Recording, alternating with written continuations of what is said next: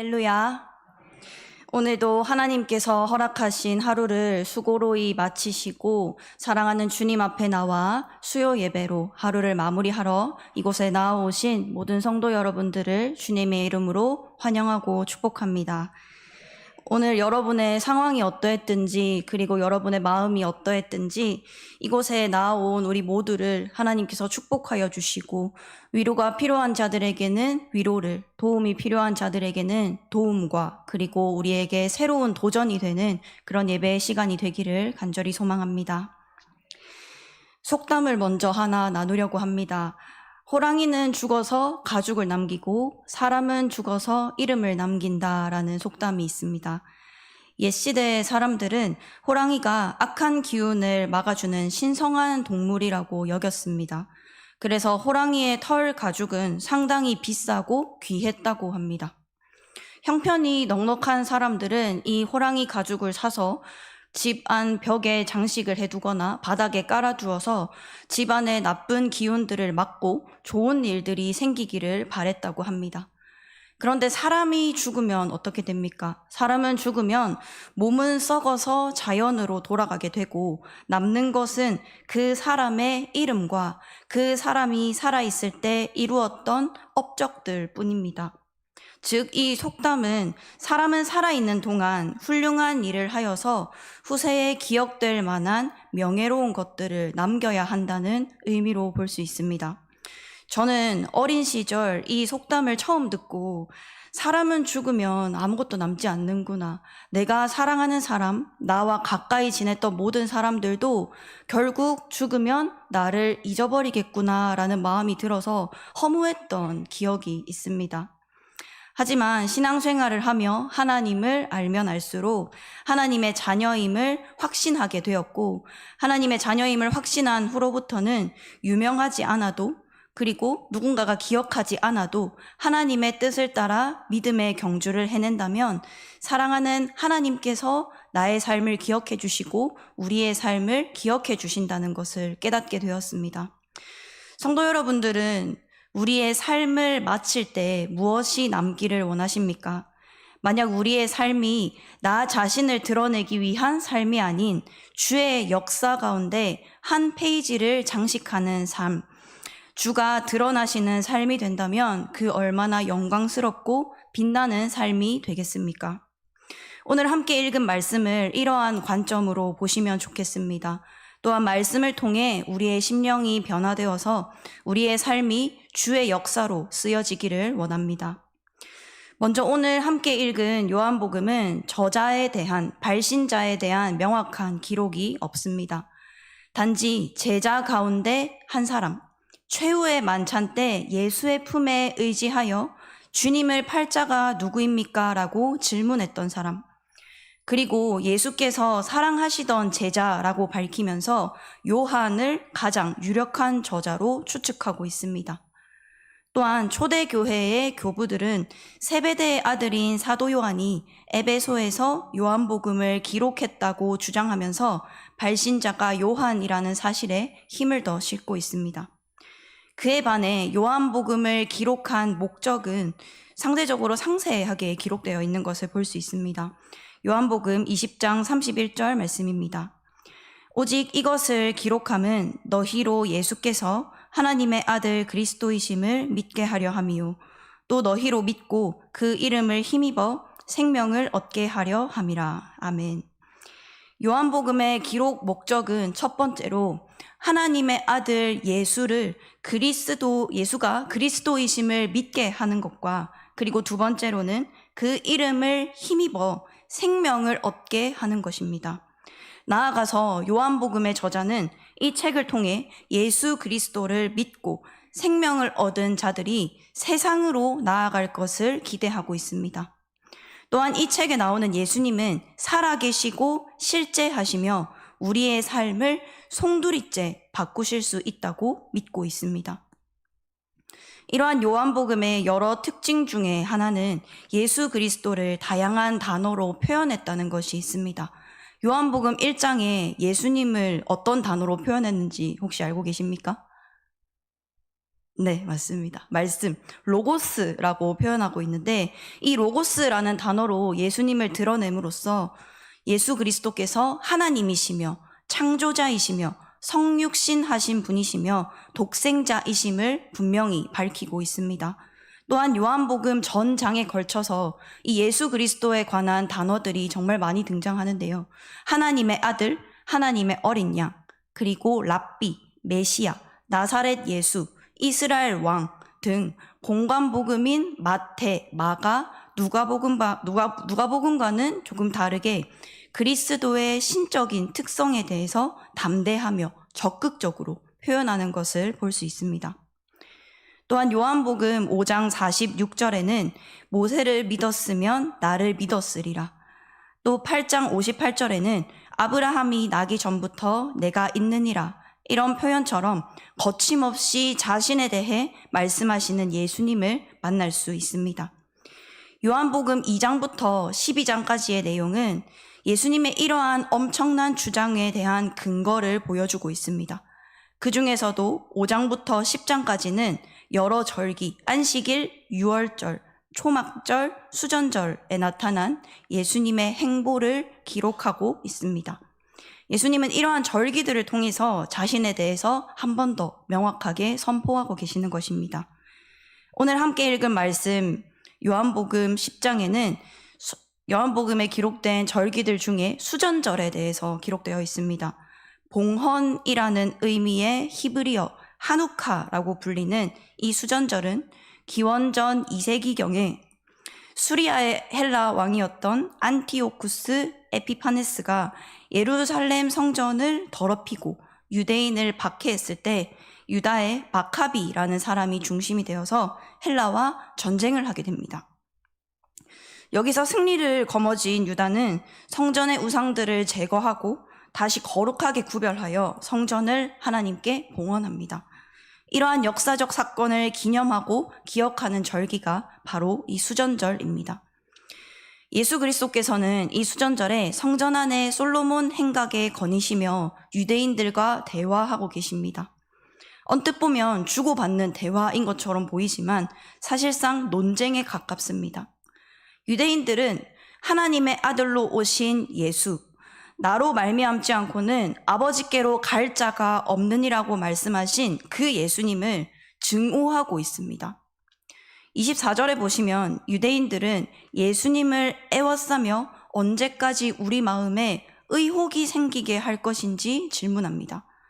이어서 그리스도이면 밝히 말씀하소서라고 말하며 예수님께서 이미 많은 표적을 보이셨고 그들에게 자신에 대해 설명하고 선포하셨음에도 불구하고 예수가 그리스도라는 사실을 인정하지 않음이 드러나고 있습니다. 그러나 우리가 기억해야 할 것은 예수님께서 하나님의 가르침을 전하실 때는 대부분 알쏭달쏭하게 말씀하셨다는 특징이 있습니다. 소경을 고치시고 죽은 자를 살리시는 등 많은 표적을 행하심으로 예수님께서는 이미 자신이 생명을 주시는 분임을 분명히 드러내셨습니다. 게다가 유대인이라면 구약의 율법, 모세에 대해 더 잘 알 것이기 때문에 이 모든 것이 메시아에 대한 증거인 줄을 모르지 않았을 것입니다. 예수님은 이 유대인들의 질문에 대해 이렇게 대답하십니다. 나는 너희에게 나에 대한 증언과 하나님 아버지의 이름으로 행하는 일들을 많이 보였으나 너희는 믿지 않았다. 왜냐하면 너희는 내 양이 아니기 때문이다. 그들은 이 땅에 그리스도께서 다시 오신 후 하나님이 세상을 심판하실 때 구원받을 공동체의 구성원이 아니기 때문에 보고도 깨닫지 못하고 듣고도 믿지 못한다는 것입니다. 반면에 내 양은 내 목소리에 귀를 기울이고 나도 그를 알며 그도 나를 따른다고 증언하십니다. 양이 목자를 알고 따르면 그 목자의 제자가 되고 결과적으로 목자는 양에게 영생을 부여하는 생명적인 관계를 맺게 되는 것입니다. 이것은 구원을 예정론적인 차원에서 설명하시는 것으로서 예수께서 사람들에게 자신을 계시하시고 말씀하실 때 믿는 자와 믿지 않는 자의 구분이 있다는 것을 보여주고 계십니다. 선한 목자가 되시고 그리고 구원의 길이 되신 예수님을 그리스도로 고백하지 못하고 인정하지 않는 것은 그들이 예수의 양이 아니기 때문이라는 것입니다. 이러한 예정론에 대한 말씀을 들을 때면 우리의 마음은 이렇습니다. 우리에게 때로는 부담이 되거나 때로는 마음에 어려움을 가져오기도 합니다. 과연 나는 구원받을 수 있을지, 과연 나의 믿음은 하나님께 구원받기에 충분한 것인지, 이러한 생각과 불안함 그리고 고민 등으로 그리스도인들은 부르심 받은 자의 모습으로 담대하게 살아내지 못할 때가 있고 염려와 두려움에 빠지기도 합니다. 하지만 성경의 여러 부분에 나타난 이 예정론에 대한 말씀은 그리스도인들, 믿는 자들을 훈계하거나 그들에게 불안감을 주기 위한 교리가 아님을 명확하게 보여주고 있습니다. 에베소서 1장 5절로 6절 말씀입니다. 그 기쁘신 뜻대로 우리를 예정하사 예수 그리스도로 말미암아 자기의 아들들이 되게 하셨으니 이는 그가 사랑하시는 자 안에서 우리에게 거저 주시는 바 그의 은혜의 영광을 찬송하게 하려는 것이라. 아멘. 이어서 로마서 8장 말씀입니다. 또 미리 정하신 그들을 또한 부르시고 부르신 그들을 또한 의롭다 하시고 의롭다 하신 그들을 또한 영화롭게 하셨느니라. 아멘. 예수 그리스도께서 증언하시는 이 구원에 대한 예정론은 오히려 그리스도인들에게 구원의 확신을 주고 있습니다. 동시에 하나님의 은혜를 찬양하게 하고 그의 삶을 영화롭게 만듭니다. 그렇다면 하나님의 은혜를 알고 영화롭게 살아가는 삶이란 어떤 것일까요? 그리스도인은 하나님의 부르심을 따라 교회로 모여 예배하는 것에 그치지 말고 세상을 향해 우리의 시선과 발걸음을 옮겨야 한다고 말씀하십니다. 예수님께서 복음을 전하시고 가르치실 때에는 유대인을 비롯한 대제사장, 바리새인들과의 갈등이 끊어지지 않는 것을 우리는 성경을 통해 볼 수 있습니다. 그들은 돌을 들어서 예수님을 치려고 했고 예수님을 해칠 계획을 세우며 그 갈등을 고조시키고 있습니다. 이 모든 갈등은 예수님의 십자가 죽음 그리고 부활하심으로 마무리되었지만 십자가를 지시기 전 마지막 표적에서 그 갈등이 절정에 이르렀음을 보게 됩니다.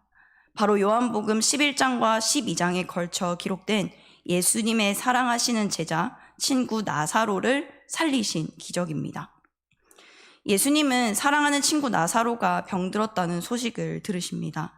그러나 그와 그의 가족은 예루살렘 근처였던 베다니라는 곳에 살고 있습니다.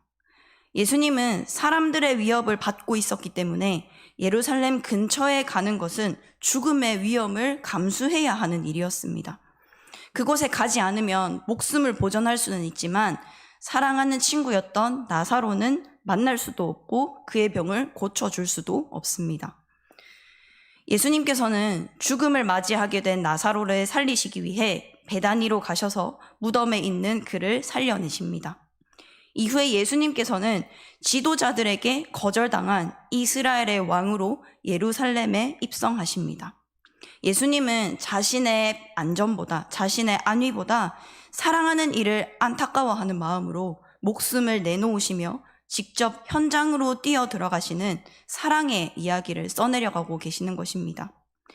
함께 읽은 말씀 30절에 보시면 예수께서는 자신을 그리스도로 인정하지 않는 자들에게 나와 아버지는 하나다라며 직접적으로 말씀하고 계십니다.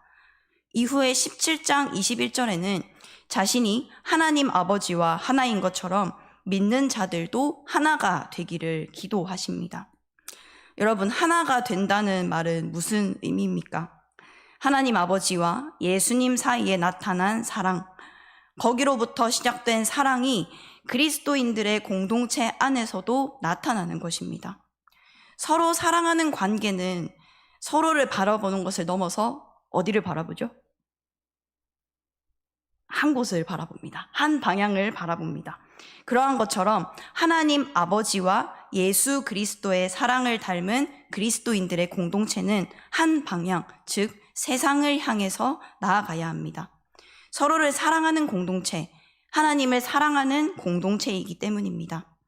예수께서 계속적으로 세상으로 나아가시면서 세상을 품고 사랑하신 것을 본받아서 믿는 자들의 공동체인 교회도 세상이 하나님의 사랑을 알게 되도록 그것을 기대하면서 실천하는 삶을 살아야 합니다. 우리 옆에 계신 분들에게 이렇게 믿음으로 선포하시면 좋겠습니다. 우리의 삶으로 하나님의 사랑을 전합시다.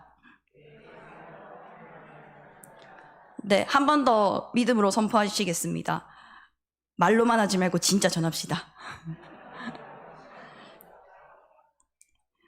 네, 이렇게 희망적인 이야기를 했는데 조금은 절망적인 이야기도 함께 나누어야 할 것 같습니다. 요즘 그리스도인들을 비롯하여 비그리스도인들까지도 서로에 대한 진심 어린 사랑과 애정을 찾아보기 어려운 시대가 되었습니다. 세상은 사람들에게 성공과 출세의 길을 제시하고 그것을 이루기 위해 노력하도록 만듭니다. 이것은 어린 시절부터 경험하는 경쟁, 주입식 교육부터 시작된 것입니다.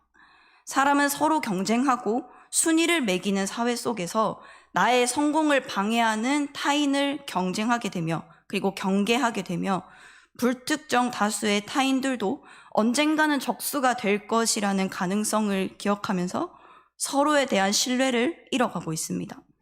교회에서는 어떨까요? 신앙생활에 있어서 동기부여를 위한 약간의 경쟁을 만들어주는 것이 무조건 잘못되었다고는 볼 수 없지만 그것들이 과열될 때 그리고 사람에게 잠재된 경쟁의식으로 인해 타인을 짓누르고자 하는 마음이 생길 때 결국 교회도 역시 세상의 방식을 쫓아가게 된다는 것입니다.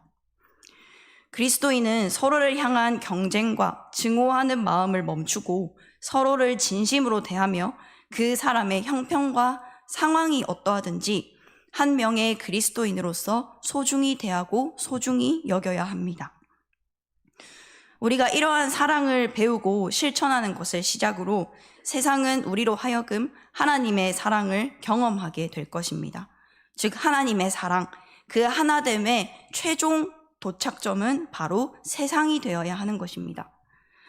요한복음은 하나님의 아들 예수를 그리스도로 믿고 고백하며 영생을 선물 받은 그리스도인들의 공동체가 거기서 멈추지 않고 세상으로 나아가 복음을 선포하고 사랑을 전해야 할 것을 선언하고 있습니다. 예수님께서는 완전한 죄인인 저를 그리고 우리를 구원해 주셨습니다. 나의 공로가 아닌 오직 주의 은혜에 힘입어 우리는 구원을 얻게 되었습니다. 나의 행위에서 만약에 나온 것이라면은 이것은 처음부터 잘못된 것입니다. 오직 주의 은혜로 다른 것, 어떤 행위가 단 1%도 들어가지 않고 오직 주님의 은혜인 것입니다. 이러한 은혜에 대해서 사도 바울은 이렇게 고백하고 있습니다. 그러나 내가 나 된 것은 하나님의 은혜로 된 것이니 내게 주신 그의 은혜가 헛되지 아니하여 내가 모든 사도보다 더 많이 수고하였으나 내가 한 것이 아니오 오직 나와 함께 하신 하나님의 은혜로다. 아멘. 오직 하나님의 은혜로서만 사람이 얻게 된 구원을 설명할 수 있습니다. 그리고 이 구원을 넘어서 사람의 존재 자체에 대해서도 하나님의 은혜로 설명될 수 있습니다. 하나님은 우리를 창세 전부터 계획하셨고 하나님의 놀라운 섭리 안에서 이 땅으로 보내심을 받았기 때문입니다. 그래서 우리는 그렇게 믿고 고백하며 살아가고 있습니다. 그런데 사실 우리의 마음 깊숙한 곳에서는 나에게 구원받을 만한 선한 부분이 하나라도 있지는 않을까? 주님께서 보시기에 기뻐하실 만한 그런 구석이 하나라도 있지는 않을까라는 생각이 불쑥불쑥 떠오르곤 합니다. 사실 저의 이야기인데요.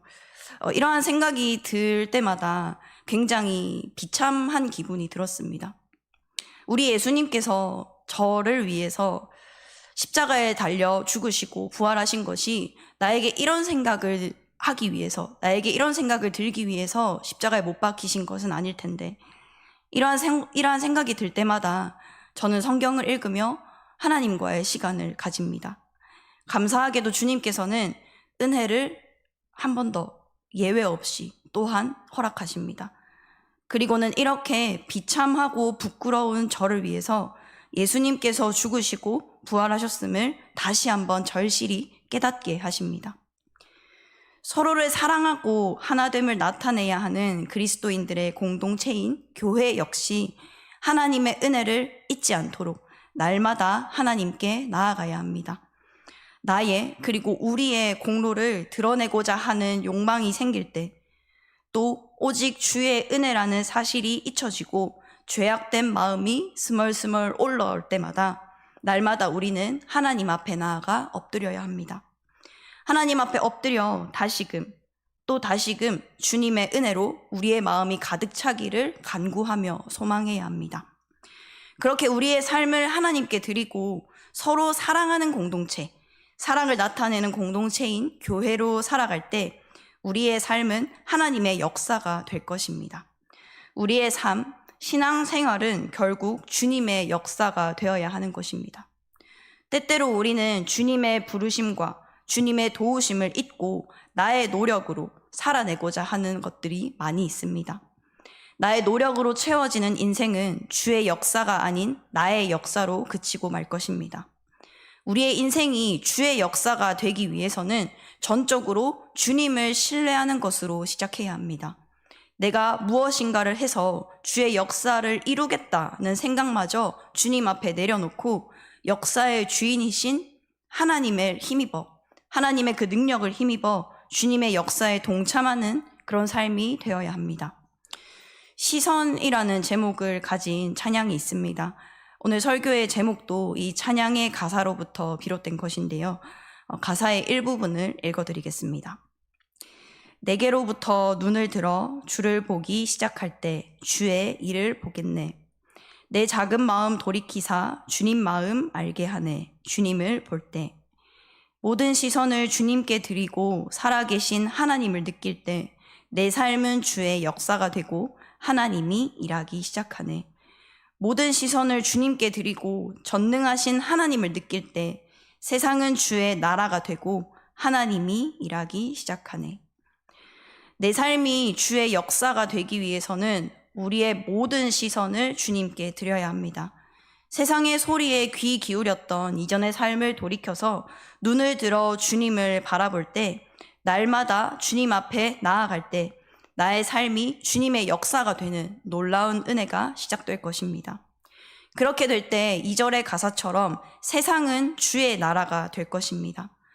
선한 목자 되신 예수의 음성에 날마다 귀 기울이고 예수를 믿고 따르며 예수를 닮아가는 우리의 삶을 통해 이 그리스도인들의 공동체는 점점 요한복음에서 말하고 있는 참된 하나의 공동체가 될 것입니다.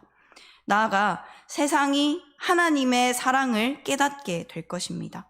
이러한 것들을 통해 내 삶이 주의 역사가 되고 세상은 주의 나라가 될 것을 기대하시기 바랍니다. 이제 말씀을 맺으며 노래 한 가지를 소개해 드리고 마치려고 합니다. CCM이 아닌 대중가요인데요. 대중가요를 들을 때에도 여러 가지 주제들이 있는데 그 사랑과 관련된 대중가요를 들을 때면 두 연인 간의 사랑이 아닌 하나님과 나와의 사랑이다라고 생각하면서 가사를 들으면 한 번씩 설레고 그리고 은혜가 될 때가 있습니다. 데이식스라는 밴드의 한 페이지가 될 수 있게라는 노래입니다. 2019년에 발매된 곡이고요. 최근 1년, 2년 사이 중학교, 고등학교 졸업식 축하 노래로 종종 불리고 있다고 합니다. 이 노래는 과거의 추억을 회상하면서 그 순간을 너와 나만의 특별한 페이지로 만들고 싶다는 바람이 담겨 있습니다. 가사 중에는 아무 걱정도 하지는 마, 나에게 다 맡겨봐. 지금 이 순간이 다시 넘겨볼 수 있는 한 페이지가 될 수 있게 라는 이 부분이 저에게 너무 은혜가 되더라고요. 우리의 삶은 결국 주와 함께여야만 주의 역사로 써내려 갈 수 있습니다. 그리고 우리가 주님을 만나게 되는 날, 그 감격스러움 속에서 주님과 함께 주님의 역사가 된 우리의 삶을 회상할 수 있다면 얼마나 좋을까요?